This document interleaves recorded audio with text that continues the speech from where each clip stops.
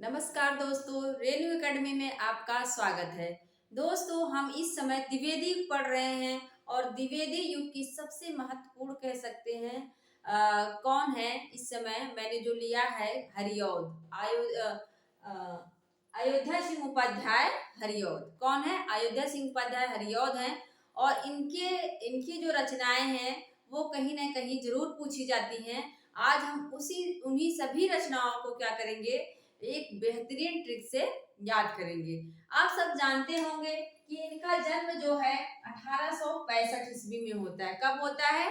1865 ईस्वी में होता है। और इनको आधुनिक काल का सूरदास क्या कहा जाता है? इनको आधुनिक काल का सूरदास कहा जाता है। आधुनिक काल का तुलसीदास जो है वो मैथिली शरण गुप्त का कहा जाता है, लेकिन सूरदास की बात करें तो वो हरिऔध को कहा जाता है। और हरिऔध ने तीन प्रबंध काव्य लिखे। कितने? 3 प्रबंध काव्य लिखे। यहाँ पे मैंने लिखा है प्रिय प्रवास, पारिजात, वैदेही वनवास। इन तीनों से अक्सर एग्जाम में क्वेश्चन पूछे गए हैं, तो आप लोग ध्यान से देखना। इसका जो समय है 1914 ईस्वी है। पारिजात का 1937 या 38 भी मिलता है कहीं कहीं। और वैदेही वनवास का जो है 1941 है। इसमें सर्ग बहुत पूछे जाते हैं कि प्रिय प्रवास में कितने सर्ग है, तो 17 सर्ग है। कितने? सा से लास्ट में है सा और सा से शुरुआत हो रही है 17। प्रिय प्रवास 17 सर्ग है।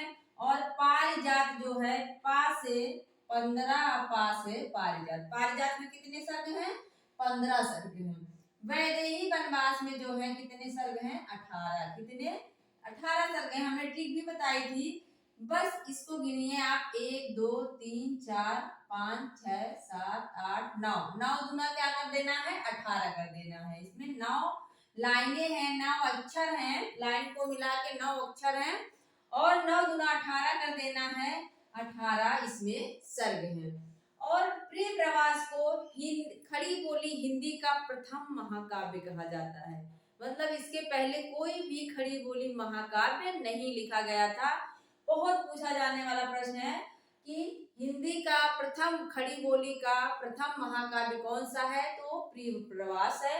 और प्रिय प्रवास में क्या है, तो कृष्ण का वर्णन है। क्या? कृष्ण का वर्णन है। कृष्ण के बचपन से लेकर उनका जो मथुरा गमन होता है, मथुरा जाते हैं, तब तक की कथा इसमें वर्णित है। और पारिजात में क्या है? आध्यात्मिक। ये आध्यात्मिक रचना है इनकी। क्या है ये? पारिजात जो है इनकी आध्यात्मिक रचना है। और वैदेही वनवास आप लोग को शब्द से ही समझ आ रहा होगा। वैदेही जो है सीता जी को कहा जाता है। तो सीता का जो जंगल में छोड़ आते हैं, बाद में उनका राम जो है उनको त्याग देते हैं, वही कथा इसमें है वैदेही वनवास में। और जो प्रिय प्रवास है ना, उसका पहले जो सर्वप्रथम नाम था क्या था? ब्रजांगना विलाप। क्या था? ये पूछा जाता है। ब्रजांगना विलाप। यहाँ पे जो ब्रज की अंगना, इसका जो विच्छेद होगा क्या होगा? ब्रज की अंगना। जो ब्रज की गोपियां थी, ब्रज की अंगना जो स्त्रियां थी, वो विलाप करती हैं कृष्ण के प्रेम में, इसीलिए इसका नाम पहले पड़ा था ब्रजांगना विलाप, फिर जाके प्रिय प्रवास पड़ता है। और ये जो प्रिय प्रवास है पूरा ना संस्कृत वर्ण वृत्तों में है। ये प्रश्न पूछा जाता है कि कौन सी रचना ऐसी है जो पूरा संस्कृत वर्ण वृत्तों में है। तो संस्कृत वर्ण वृत्तों में अगर देखें तो कौन है? ये प्रिय प्रवास है।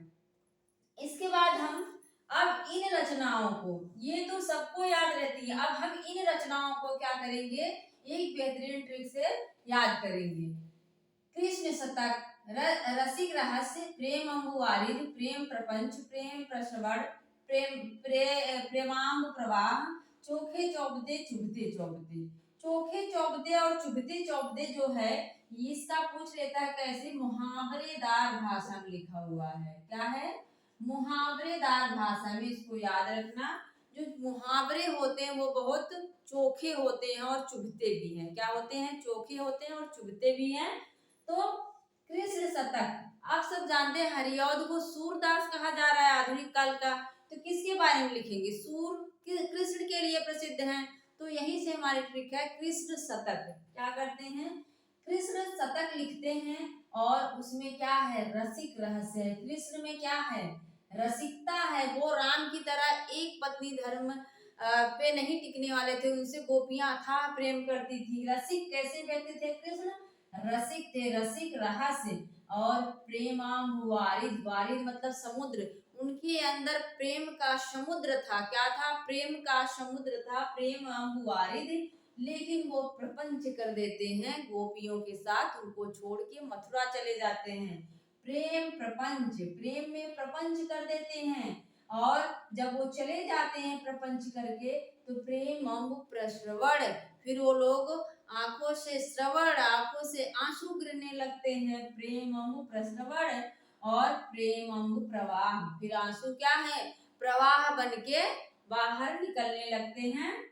और ये दोनों हैं चोखे चौपते चुभते चौपते।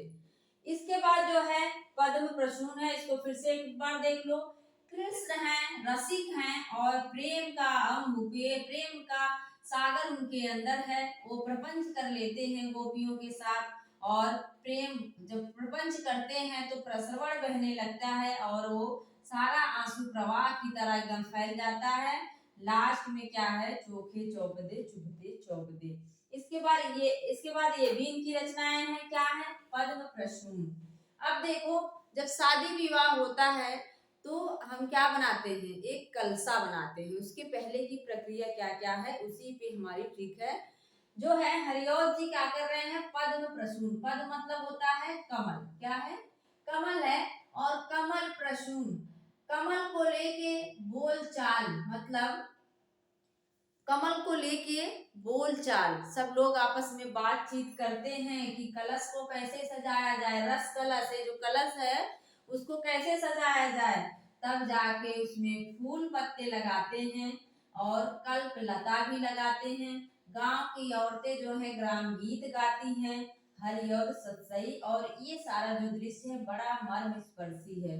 आप लोग शादी वादी में देखो, जब कलसा बनता है तो सब लोग फूल पत्ती लगाते हैं, लताएं लगाते हैं और जो औरतें होती हैं वो बहुत अच्छे अच्छे गाने भी गाती, गीत गाती हैं। तो वहीं से है पद्म प्रसून।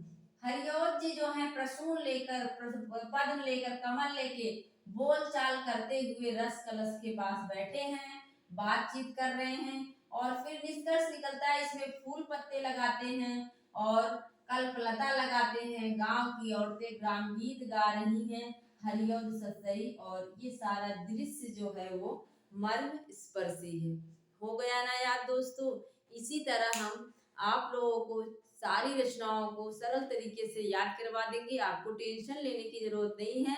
और अगर नहीं याद होता है तो आप इसको दोबारा तिबारा देखिए, तब जाके याद हो जाएगा। दोस्तों, मेरा पूरा वीडियो देखने के लिए आपका बहुत बहुत धन्यवाद। मिलते हैं अगले वीडियो में। Thank you.